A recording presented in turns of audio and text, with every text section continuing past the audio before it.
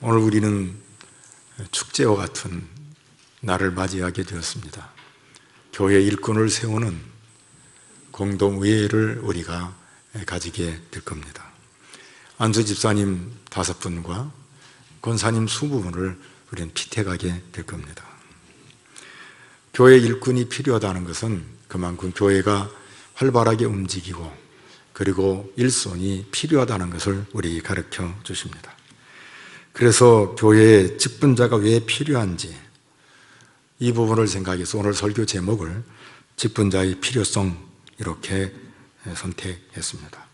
오늘 본문은 그때에라고 시작을 합니다. 그때라는 말은 앞에 있는 내용을 받아들여서 연결짓는 접속사입니다. 사도행전 5장을 보면은 2가지의 큰 일이 있게 됩니다. 하나는 사도들이 복음을 증거할 때 그 예루살렘에 있는 그리고 원근 각처에서 많은 사람들이 예수를 믿습니다. 그것만이 아니라 사도들이 복음을 증거할 때에 병든 자들이 낫게 되고 귀신 들린 자들이 그 귀신이 쫓겨나는 이런 엄청난 기적들이 일어나게 된 겁니다. 예루살렘 교회가 크게 왕성하고 부흥하니까 기득권을 가졌던 자들이 있는데 그게 누구냐면 대제사장들과 그리고 사두개파 당인들이 몹시 시기를 합니다. 그래서 그들을 그냥 두는 게 아니라 잡아서 옥에 가두게 됩니다. 그때에 가말리엘이라는 아주 유명한 지도자가 대제사장들과 그리고 사두개파 당원들에게 이렇게 말합니다. 이들이 만약에 하나님께 선택받았다면 우리가 실수하는 것이다. 만약에 그렇지 않다면 이들이 다 지리멸렬하고 사라지게 될 터이니 이들을 옥에 가둬서는 안 된다고 말할 때에 그들이 대제사장들과 그리고 이 사두개파 당인들이 예수님의 12제자를 때려요. 몹시 때립니다. 채찍질하고 그리고 옥에서 내놓습니다. 그런데 첫 번째는 복음을 전할 때 많은 사람들이 죽게 돌아오고 병자가 낫고 귀신이 쫓겨나는데, 두 번째는 옥에 갇혀 있는 사람들이 나와서 취했던 행동이 뭐냐면 너무 감사한 거예요.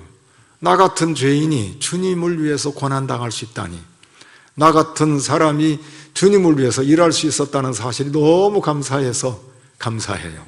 그리고 오히려 주님의 이름을 위하여 능력받고 박해받는 일에 합당한 자로 여기심을 기뻐하고 날마다 성전에 있든지 집에 있든지 예수는 그리스도라고 가르치기와 전도하기를 그치지를 않은 겁니다.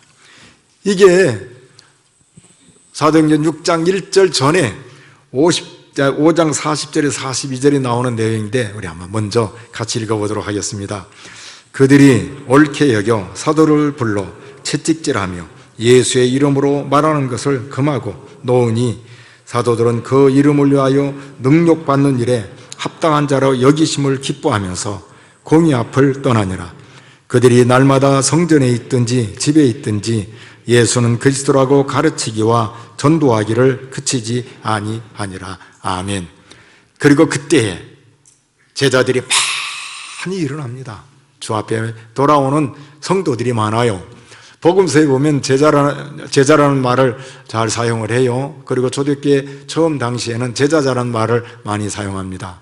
그리고 조금 지나면 교회가 이제 형성이 되고 조직이 되면서 용어가 바뀌어요.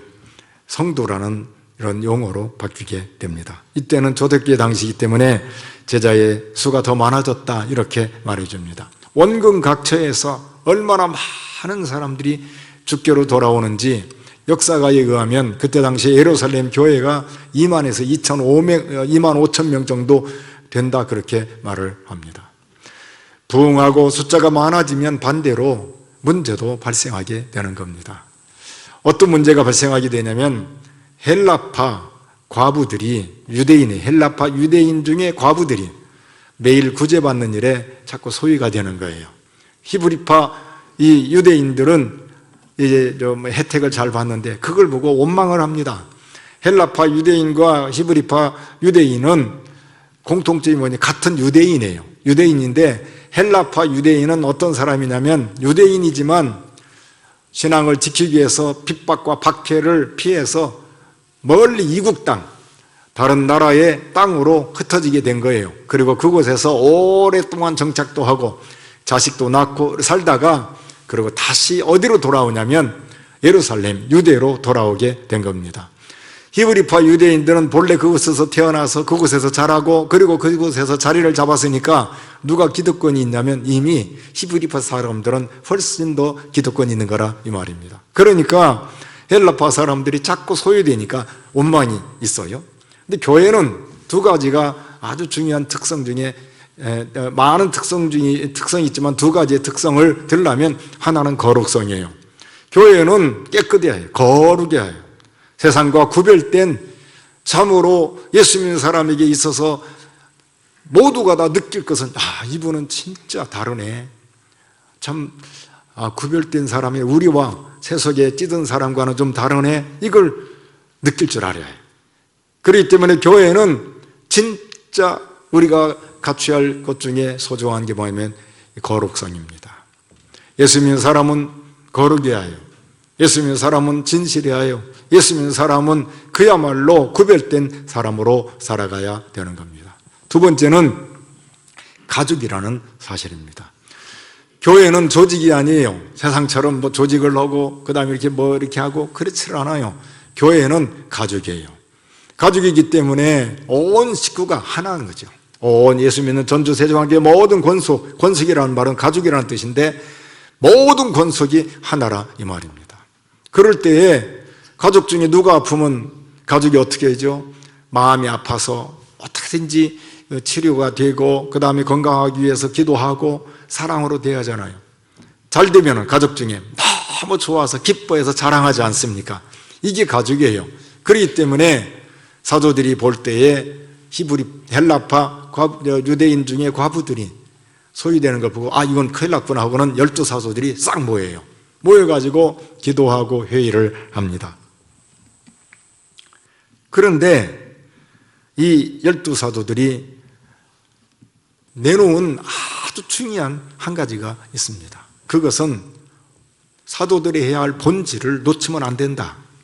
목회자가 해야 할 본질을 놓치면 안 된다. 목회자가 해야 할 본질이 뭐냐면 기도하는 일에 전무하고 말씀 전하는 일에 전무해야 되는데 이것 말고 다른 일들 때문에 이 중요한 본질을 놓치면 안 된다. 그래서 직분자가 필요하다. 이렇게 나옵니다. 이게 오늘 본문 2절에서 4절인데 우리 같이 한번 자막을 보면서 오늘 2절에서 4절을 같이 읽겠습니다. 12사도가 모든 제자를 불러 이르되 우리가 하나님의 말씀을 제쳐놓고 접대를 일삼는 것이 마땅하지 아니하니 형제들아 너희 가운데 성령과 지혜가 충만하여 칭찬받는 사람 7을 택하라. 우리가 이 일을 그들에게 맡기고 우리는 오로지 기도하는 일과 말씀 사역에 힘쓰리라 하니 아멘. 이 사도들이 복잡하고 교인이 확 늘어나니까 정신이 없잖아요. 그러니까 모여가지고 본질을 다시 정립을 하는 거예요. 목회자가 해야 할 일이 뭐냐면 기도하는 일과 말씀 사역에 전념하는 거다. 그러려면 나머지 구제와 교회의 관리와 재정과 이 모든 것을 누군가가 해야 되는데 그래서 직분자가 필요하다 이렇게 말합니다. 여러분 교회의 표징들라 다시 말해서 교회의 교회됨을 뭘로 알 수 있는가? 그것은 성경이 이렇게 말해줍니다. 진리의 기둥과 터라 이렇게 말합니다. 진리의 기둥과 터라는 말은 교회는 진리로 가득히 채워져 있음을 우리에게 가르쳐 주십니다. 만약에 교회가 진리가 없다면 교회가 아닙니다. 그러므로 사도들은 이걸 놓치지 않은 거예요.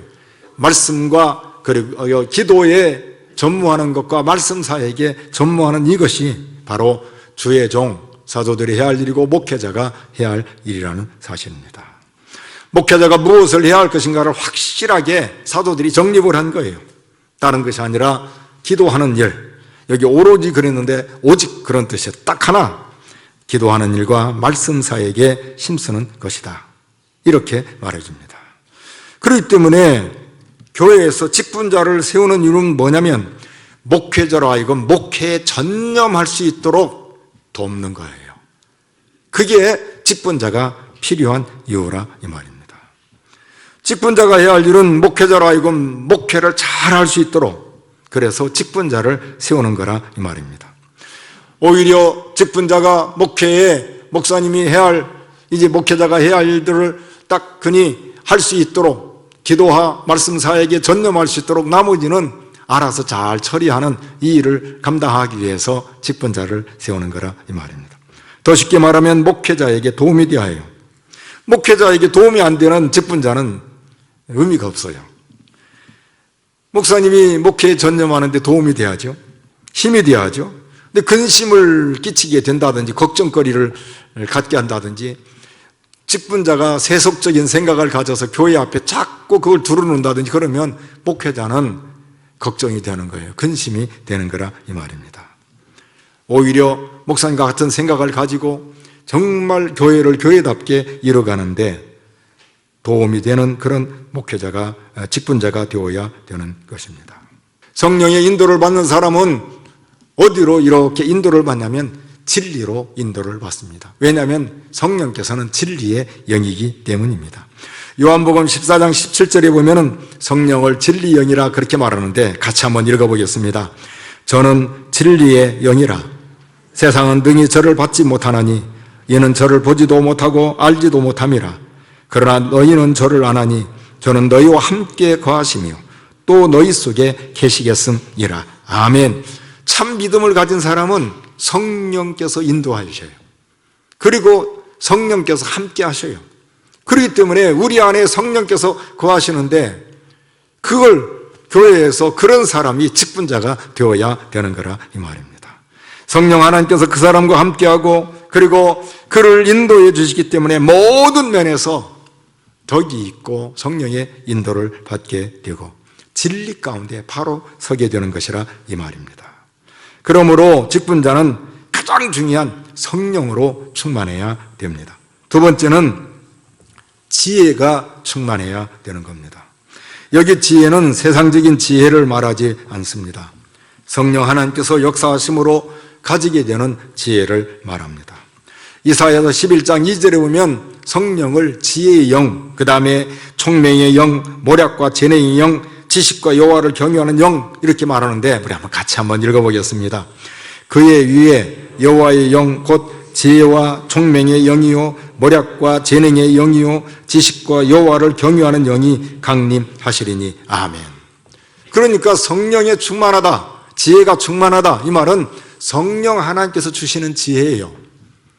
세상적인 지혜를 말하지 않습니다. 세상적인 이렇게 논법을 가지고 교회에 들어오는 게 아니라 성령의 지혜, 진리의 인도를 받아서 성령께서 주시는 그 지혜로 이렇게 주를 섬기는 사람, 이게 직분자가 갖춰야 할 자기인 것을 우리에게 가르쳐 주십니다.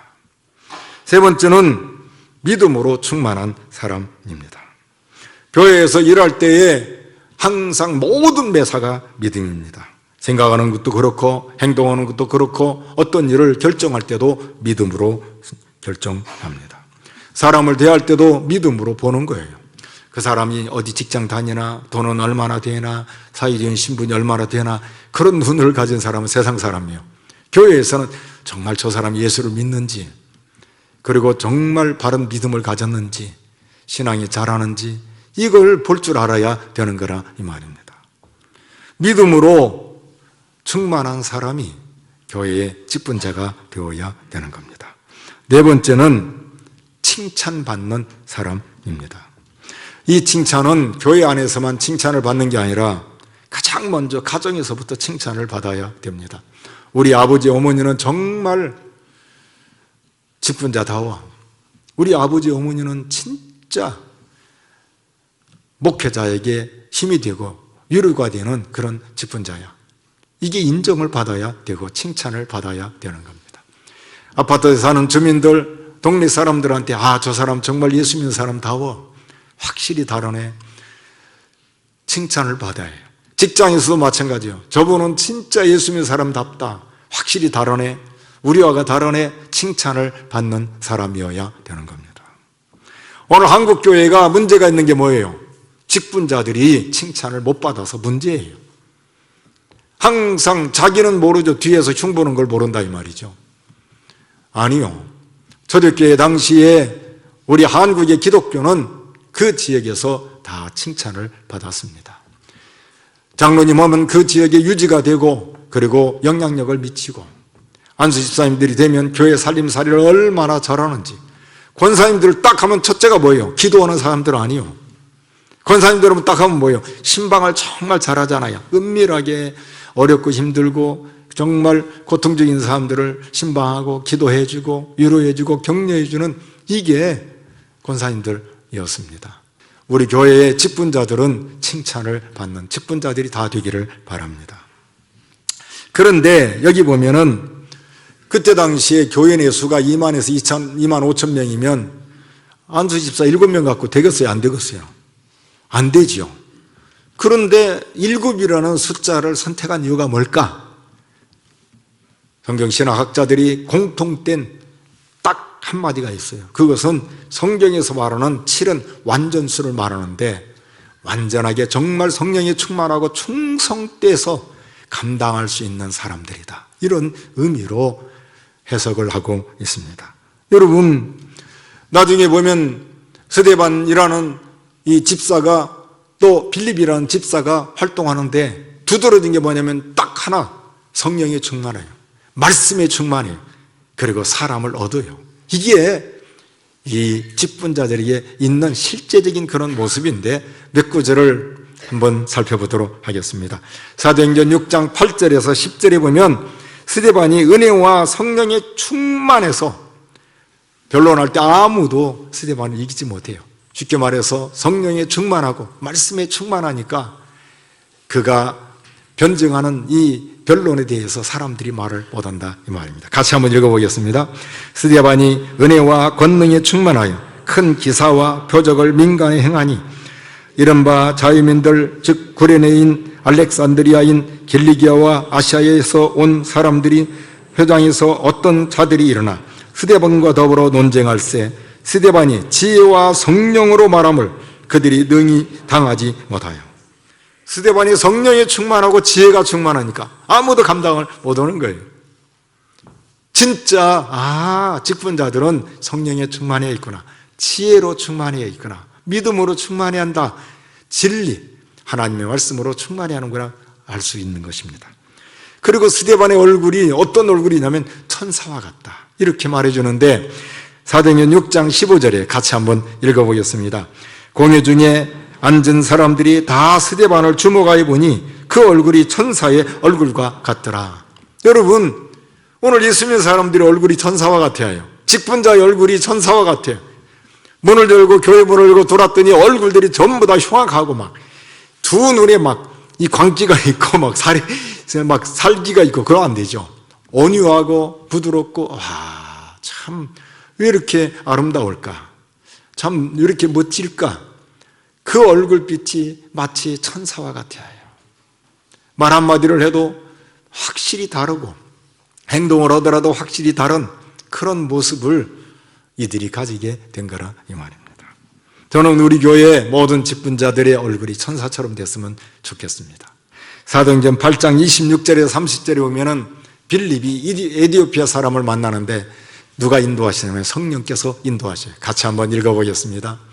주의 사자가 빌립에게 말하 이르되 일어나서 남쪽으로 향하여 예루살렘에서 가사로 내려가는 길까지 가라 하니 그 길은 광야라.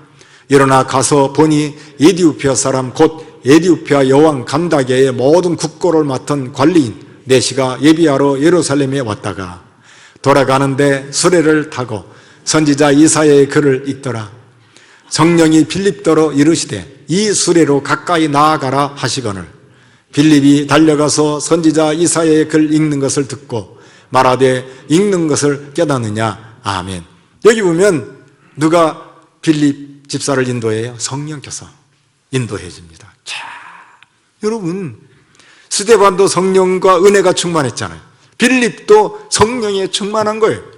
그렇기 때문에 성령에 충만한 사람들의 공통된 모습은 천사와 같은 거라 이 말입니다. 여러분, 우리도 마찬가지잖아요. 은혜로운 사람을 대하면 벌써 다르잖아요. 오늘 빌립이 그래서 어떻게 사람을 얻어요. 전도해서 사도행전 8장 35절에 40절에 보면 이 에티오피아 내시가 세례를 받고 고백을 해요. 내가 예수 믿고 이제 하나님의 자녀가 됐으니 세례 받는 게 당연하지 않느냐 나오는데 같이 한번 읽어보겠습니다. 빌립이 입을 열어 이 글에서 시작하여 예수를 가르쳐 복음을 전하니 길 가다가 물이 있는 곳에 이르러 그 내시가 말하되 보라 물이 있으니 내가 세례를 받음에 무슨 거리낌이 있느냐. 이에 명하여 수레를 멈추고 빌립과 내시가 둘 다 물에 내려가 빌립이 세례를 베풀고 둘이 물에서 올라올새 주의 영이 빌립을 이끌어 간지라. 내시는 기쁘게 길을 가므로 그를 다시 보지 못하니라. 아멘. 빌립이 아소도에 나타나 여러 성을 지나다니며 복음을 전하고 가이사라에 이르니라. 아멘. 여기 보면 이 에티오피아 이 내시를 세례를 줘요. 성령의 충만한 가운데 또 빌립을 어떻게 이끌어 갑니다. 그리고 내시는 이 에티오피아로 가죠. 그리고는 이 빌립은 다시 가이사라에 가서 복음을 전하기 시작합니다. 수많은 사람들이 죽게 돌아와요. 성령의 충만한 직분자에게 있어야 할 열매가 뭔가? 전도해요. 그리고 예수 믿는 사람이 그 사람으로 말미암아 교회 안에 곳곳에 있게 되는 거라 이 말입니다. 직분자가 사람을 전도하고 그리고 예수 믿게 하는 이 일이 없으면 그건 안 되는 거예요. 그게 있어요. 나는 저 장로님 때문에 예수 믿게 되었습니다. 나는 저 안수 집사님 때문에 예수 믿게 되었습니다. 나는 저 권사님 때문에 예수 믿게 되었습니다. 나는 저 장로님, 저 안수 집사님, 저 권사님 때문에 믿음이 자랐어요. 너무 감사해요. 이런 일들이 있어야 되는 거라 이 말입니다. 빌립을 보면 그래요. 그것만이 아니에요. 예수 믿는 자녀들이 믿음으로 잘 자라야 되고 그 가정이 그런 예수 믿는 가정으로 가득히 채워져야 되는 거예요. 빌립은 딸이 넷이는데 모두가 다 여자 선지자예요. 예언하는 자입니다. 이게 사도행전 21장 8절 9절에 나오는데 우리 한번 같이 한번 읽어보겠습니다. 이튿날 떠나 가이사라에 이르러 7 집사 중 하나인 전도자 빌립의 집에 들어가서 머무르니라. 그에게 딸 넷이 있으니 처녀로 예언하는 자라. 아멘. 아버지 빌립도 성령에 충만하고 그리고 곳곳에 가는 곳마다 복음을 전하고 사람들을 다 주 앞에 인도하는데 딸들도 엄청난 하나님의 은혜를 받게 됩니다. 처녀이지만 예언하는 자예요. 예언하는 자란 말은 처녀이지만 하나님께 쓰임받는 주의 종들이 된 거라 이 말입니다. 여러분, 직분자의 가정은 이런 가정이 되어야 해요. 부모의 믿음 따라서 자녀들이 믿음으로 잘 자라서 누가 봐도 허물이 없어야 되는 거라 이 말입니다. 그래, 저 장로님의 자녀들은 믿음으로 참 잘 자랐다. 예배도 잘 참석한다. 저 안수 집사님 자녀들은 확실히 잘하네. 근데 이런 말을 들으면 안 돼요. 돈만 알아. 그러면 큰일 나요. 돈 벌 줄만 안다 이 말이죠. 자녀들이 거기에 관심이 있고 성공 그게 아니라 확실히 잘하네. 권사님들의 자녀들이 벌써 잘하잖아요. 예배를 잘 드립니다. 그리고 하나님 중심이고 교회 중심인 이런 자녀들이 되면 그건 벌써 다른 거예요. 그게 직분자의 가정이 되어야 되고 자녀가 되어야 되는 겁니다. 이제 말씀을 마칩니다. 왜 직분자가 필요한가? 목회자에게 도움이 돼요. 그렇지 않으면 세울 필요가 없습니다. 그런 사람. 그런데 자격이 뭐냐? 성령으로 충만하고 지혜로 충만하고 믿음으로 충만한 사람, 그리고 칭찬을 받는 사람, 사람을 살리는, 이게 바로 직분자의 자격인 것을 기억하면서 오늘 우리 교회의 안수 집사님 5분과 권사님 20분을 피태가는데 여러분들이 잘 생각해서 이에 동참하고 오늘 우리 교회가 정말 그런 직분자들이 세워져서 하나님께서 영광 받으시는 그야말로 초대교회 예루살렘과 같은 흥황하는 그런 교회 이루어가는 저와 여러분들이 되기를 바랍니다.